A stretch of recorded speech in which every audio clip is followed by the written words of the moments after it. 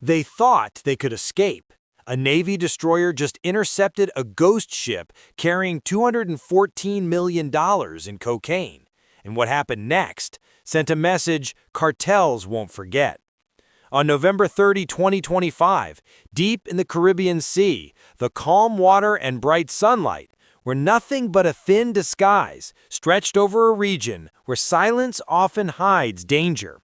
500 feet above the surface, a U.S. Navy P-8A Poseidon, an aircraft built to hunt submarines and track maritime threats, picked up an anomaly creeping along the waves.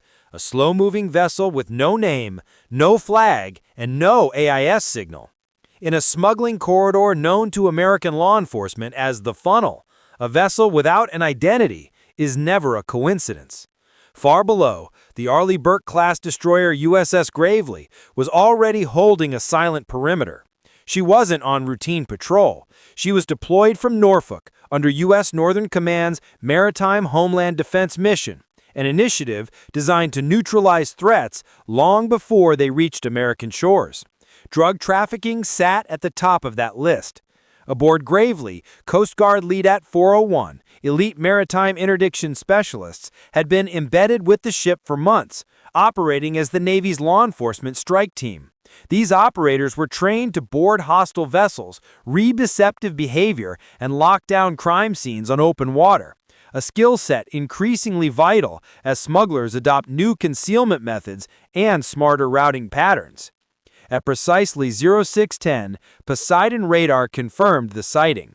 The mystery ship ignored every radio hail, carried no legal markings, and drifted with the uncanny stillness of a vessel hoping not to be seen. That was enough. The order snapped across the ship: intercept and investigate. The destroyer shifted to combat rhythm instantly, sailors moving fast, boots pounding steel decks as RHIBs rolled into the water. Those rigid-hulled boats moved like knives through the sea, carrying LEDET operators armed with M4 carbines, boarding ladders, breaching tools, and body-worn cameras to document every second of the encounter for federal prosecution. On Gravely's bridge, watch teams tracked wave height, approach angle, vessel drift, and distance, details that matter because a single misread movement at sea can turn a simple boarding into a life-threatening escalation. But the strangest twist came from the smugglers themselves. They didn't flee. In a region where runners are known for high-speed escapes, their boat simply floated, empty and submissive, as if waiting for judgment. From afar, it looked like a harmless fishing vessel, but the Navy never trusts paint and nets. They trust behavioral patterns, intel profiles, and anomalies, and this vessel checked every wrong box. The Funnel has long been a hotspot for narcotics trafficking. Its geography funnels high-value drug routes northward, compressing smuggler traffic into predictable lanes. And when something moves wrong inside a lane designed for speed, every trained eye on Gravely knows one thing with absolute certainty: something beneath the surface. It's one of the Caribbean's tightest maritime choke points, where South American drug trafficking routes spill out to sea, weaving through narrow passages as they make their way north. Perfect terrain for gangs that rely on speed, camouflage, and the chaos of the open sea. They favor small, fast boats that mimic local fishing operations, but seasoned operators can tell the difference instantly. That's where the Coast Guard's LEDETs come in. Based on Navy warships, these teams are experts in maritime interdiction, trained to spot every trick smugglers have ever pulled: fake holes, weighted cargo holds, staged mechanical failures, and even chemical camouflage used to hide drugs from scanners. They weren't just Coast Guard personnel. They were maritime hunters, operating with the precision of special operations units. And the ship they encountered today raised the alarm as soon as it appeared. No flags, no papers, no radio contact. The hull looked artificially weathered, as if someone had tried to make it look like an old fishing boat without understanding how real wear patterns formed. Worse still, the ship's path didn't match any known fishing routes or local maritime patterns, something Gravely's analysts confirmed within minutes. On the bridge, a voice rang out. "We have a fugitive." not because the boat was running, but because its behavior matched every known trait of a smuggler. But instead of fleeing, it did something much stranger. It stopped abruptly in the water, dropped anchor, and waited. It was a move experienced crews dreaded because smugglers wouldn't surrender unless they were cornered or protecting something too valuable to risk in a chase. Whatever lay inside that hull was trouble, and the Navy was closing in fast. RHIBs raced through the water, trailing white wakes as Gravely loomed overhead like a silent judge. Radios buzzed with LEDET 401's final instructions, safety checks, evidentiary procedures, angle of approach, measured precisely. Weapons were ready, body cameras were recording, and the operator's focus was razor sharp. When they finally closed in on the suspect vessel, the 3 men on board didn't panic, didn't scream, didn't even pretend to cast a net. They just stood there, too calm to be bothered by the situation. And in maritime interdiction, calmness is often the most important warning sign. The 3 men stood rigid on the deck, their stiff posture betraying the kind of fear real fishermen never show, and that alone signaled trouble to LEDET 401 as they closed in. Seasoned crews react with confusion or irritation when boarded, not with rehearsed stillness and hollow stares. The call went out, U.S. Coast Guard, prepare to be boarded. And the suspects offered no resistance, only muttered Spanish and blank expressions as the boarding team climbed on board with rifles lowered but ready, sliding seamlessly into the Navy's VBSS doctrine, a doctrine so ingrained it feels like instinct to operators trained for high-risk interdiction. Almost immediately, the team spotted the giveaway, a cargo hatch sealed with plastic wrap and duct tape, the hallmark of cartel transport methods designed to waterproof and disguise narcotics after long sea runs. Under a worn canvas tarp, tightly packed bales appeared, water-resistant, triple-wrapped bales built to survive storms. When LEDET sliced open the first one, the off-white bales inside carried a distinct green S logo, the type of marking cartels use as internal branding to track shipments through multi-country distribution networks, confirming the payload was high-purity cocaine meant for a major route farther north. Officials pegged the haul at 18,898 pounds, valued at over $215 million on the street, dollars enough to fund an entire smuggling ring.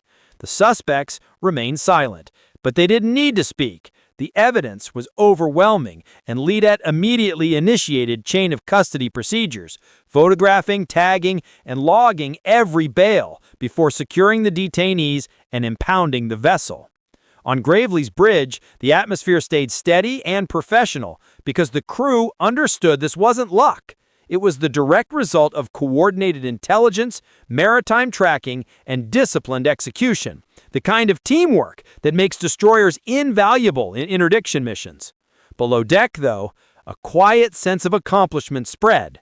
Another shipment stopped, another crew apprehended, and somewhere across the Caribbean, a cartel overseer would soon realize that U.S. forces had just taken a multi-million-dollar bite out of their supply chain. On the destroyer's deck, the bales lay lined up under the sun like construction blocks, heavy, compact, and wrapped tight enough to withstand weeks at sea, each one weighing around 45 pounds, revealing exactly why the smugglers refused to flee. Carriers are often ordered to protect valuable cargo at all costs, and losing a shipment like this can carry consequences far worse than surrendering. As LEDET photographed and processed the 3 men, claiming to be fishermen, despite not having any of the tools or behavior that matched the trade, the operators knew the absence of weapons didn't matter. The narcotics alone ensured significant federal charges.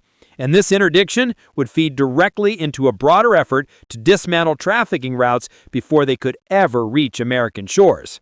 This operation wasn't unusual at all. In fact, it was a textbook example of forward interdiction, the joint Navy-Coast Guard strategy designed to hit high-value narcotic shipments long before they reach U.S. shores, a tactic that stops not just drugs, but the violence, trafficking, and corruption that follow them inland. In the pristine condition of the bales, no moisture damage, no torn seals, no sloppy wrapping, told the Gravely's crew everything they needed to know. This wasn't a low-level smuggling attempt, but a professional run for a sophisticated network that expected flawless delivery. Instead, they got boarded by a U.S. destroyer staffed with federal agents carrying rifles, and absolutely zero for excuses. For Gravely sailors, though, this was just another Tuesday on the job.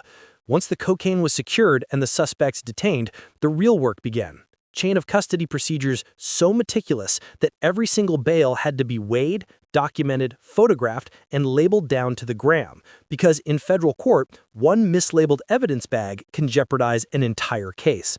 The detainees, zip-tied, photographed, and placed under armed watch, were moved to the destroyer's holding area. The Navy doesn't interrogate suspects. Their job is transport and custody, not prosecution. From there, the handoff process kicked in, coordinating with U.S. authorities ashore to transfer both the narcotics and the detainees to either the DEA or a Coast Guard cutter with jurisdictional authority, which often means routing them to U.S. territories like Puerto Rico for formal federal charges. The captured vessel was seized as well, and, depending on legal requirements, would either be destroyed or preserved as evidence. Every step of this operation, every signature, every photo, every log timestamp was executed with near surgical precision to prevent loopholes and ensure that traffickers couldn't slip free on technicalities. And that's the part the public rarely sees. They see the headlines and the drug stacks on deck, but the real victory comes from the discipline that turns a high-sea interdiction into a courtroom conviction. This takedown lasted minutes. The consequences would echo for months, because this bust wasn't random. It was part of Campaign Martillo, Spanish for hammer, a massive multinational operation launched in 2012 to crush trafficking routes across the Caribbean and Eastern Pacific. Supported by over a dozen partner nations, the campaign relies on Navy destroyers, Coast Guard cutters, maritime patrol aircraft, and drones to strike early and often, proving wrong the smugglers who believe that leaving South American waters means safety. Ships like USS Gravely are the backbone of this effort. Destroyers aren't just war machines. They're floating intelligence centers capable of tracking, chasing, and boarding suspect vessels thousands of miles from U.S. shores, especially when paired with Coast Guard LEDET teams. The mission is simple but relentless. Disrupt the networks, not just the couriers. Every seized vessel, every intercepted ton of narcotics is one less payout feeding criminal groups across the hemisphere. And with every successful interdiction, Martillo sends a message that echoes across the Caribbean. Change your boat, change your route, change your tactics, because the United States is still coming, and it's coming early. Stopping a drug-laden vessel in the open ocean isn't luck. It's a calculated strike built on coordination, intelligence, and sheer technological dominance. And aboard the USS Gravely, that system came alive like a fully synced machine of war repurposed for law enforcement. Though she's an Arleigh Burke-class Gauted missile destroyer built to track aircraft, intercept cruise missiles, and hunt submarines, in counter-narco operations, she becomes a roaming surveillance fortress. Her radar arrays sweeping hundreds of miles of sea, while the P-8A Poseidon feeds infrared imagery, maritime radar tracks, and pattern-of-life data directly into Gravely's Combat Information Center. But all that hardware means nothing without the human edge, and LEDT 401, the Coast Guard detachment embedded aboard, provides exactly that. Boarding hostile vessels in minutes, clearing tight compartments, reading deception cues that no sensor can detect, and executing detentions under strict rules of engagement, backed by encrypted comms and satellite-linked command authority. If the bridge needs eyes at 50,000 feet, an MQ-4C Triton drone gets launched. If they need heat signatures through a sealed hold, the Poseidon handles it. If international waters complicate jurisdiction, the mission plan already includes legal boarding authority. This isn't a destroyer chasing a boat. It's a mobile command node linking analysts, federal agencies, aircraft, drones, and intel feeds into a single decisive action chain that leaves traffickers with no room to maneuver. So when Gravely seized 18,898 pounds of cocaine, roughly $214 million on U.S. waters, it wasn't just a headline. It was a strategic cut deep into a cartel's financial artery, disrupting bribes, weapons purchases, extortion payments, and distribution timelines across multiple countries. Every bale pulled from that hold was a lost investment, a fractured promise, a delay that rippled through dealers, couriers, corrupt officials, and violent enforcers expecting their share. Cartels rely on speed, secrecy, and chaos. The U.S. Navy relies on discipline, structure, and flawless execution. And in that matchup, the cartels lose every time. For American communities, one less ton of cocaine reaching the mainland means fewer overdoses, fewer gang conflicts, and fewer families caught in a cycle that began thousands of miles away. To some, this might look like just a drug bust, but to Gravely's crew in LEDT 401, it was a direct hit on transnational crime. One ship stopped, bail seized, and a cartel's payday erased in open water. Now, picture yourself standing watch on a destroyer cutting through the Caribbean night when radar picks up a ghost vessel with no flag, no ID, and a course lined up perfectly with a smuggling corridor. Do you think it's a fishing boat, or do you launch the team? Drop your call in the comments below. Would you stay calm or brace for a fight if your ship intercepted $214 million in cartel cargo? The USS Gravely and LEDT 401 didn't hesitate. They shut that run down before it ever reached U.S. shores. Thanks for watching, and I'll see you in the next video.